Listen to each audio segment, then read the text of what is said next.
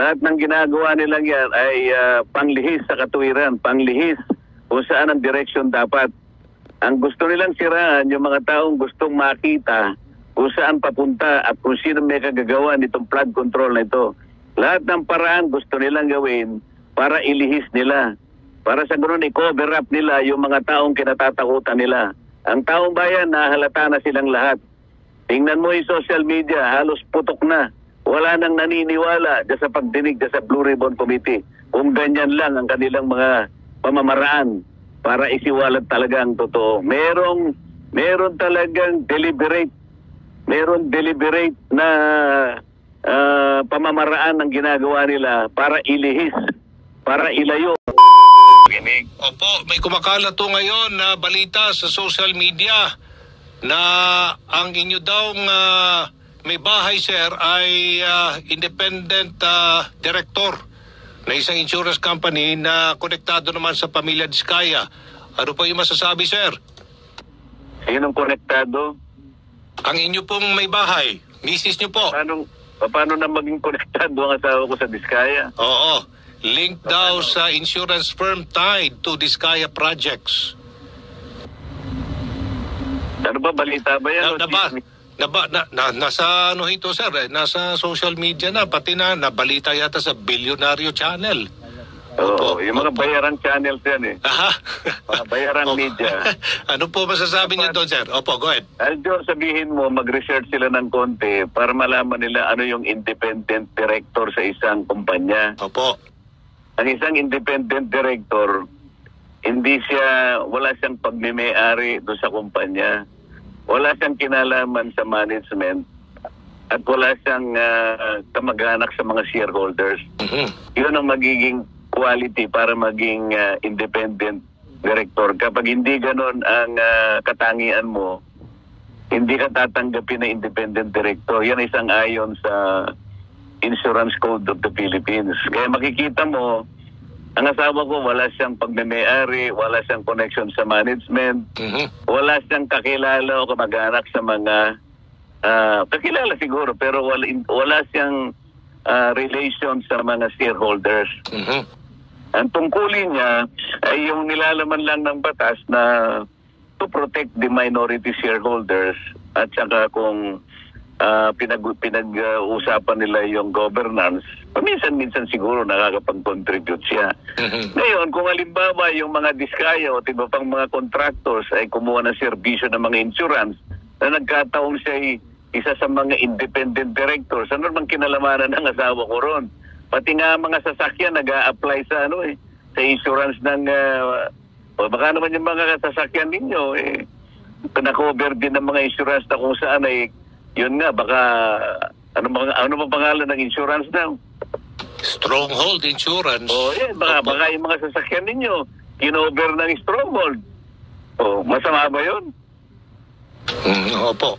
Ito lang lahat na lang hahanapin ng mga taong yan para siraan lang ako. Sapagkat nakikita naman ninyo, ako na lang yata ang gusto na magsabi ng direksyon kung saan dapat papunta yung flood control issues na ito. Meron silang kinatatakutan na isang tao na hindi nila mabanggit-banggit. Yun lang isipin nilang banggitin yung pangalan, nanginginig silang lahat, takot na takot. Yan, ganyan sila ngayon kapag congressmen dapat napatawag, ayaw nilang ipatawag ang mga congressmen. Takot na takot sila.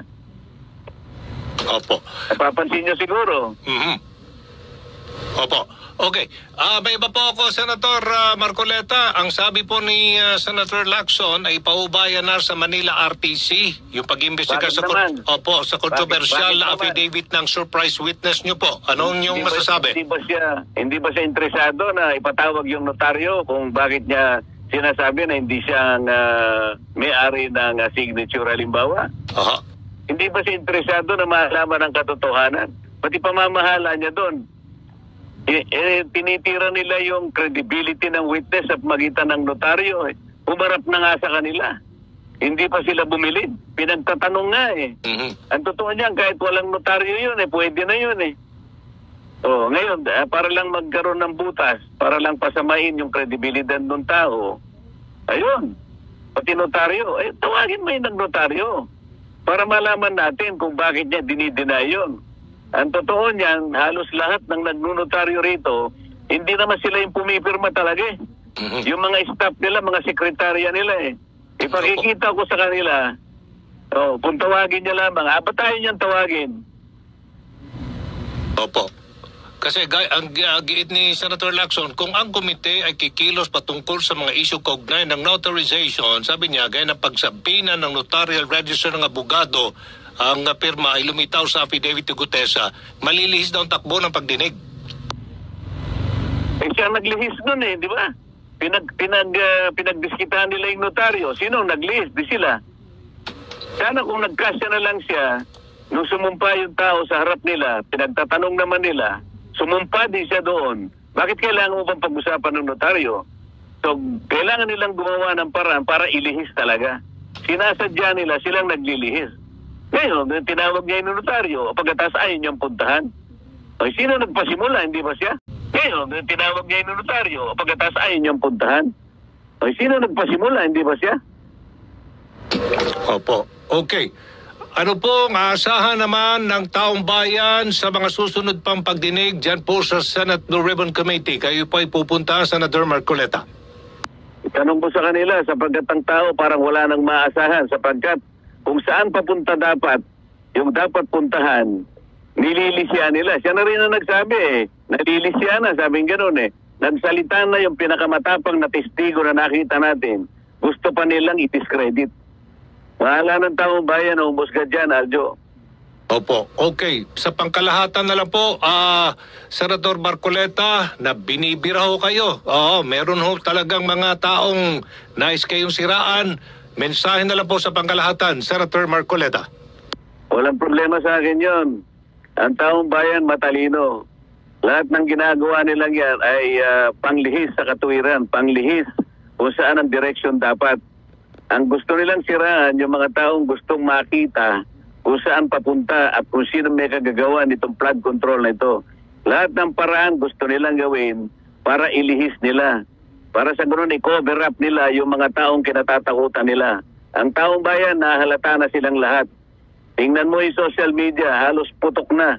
Wala nang naniniwala sa pagdinig sa Blue Ribbon Committee. Kung ganyan lang ang kanilang mga pamamaraan para isiwalat talaga ang totoo. Meron talagang deliberate na pamamaraan ng ginagawa nila para ilihis, para ilayo sa mga taong dapat tuntunin ng investigasyon.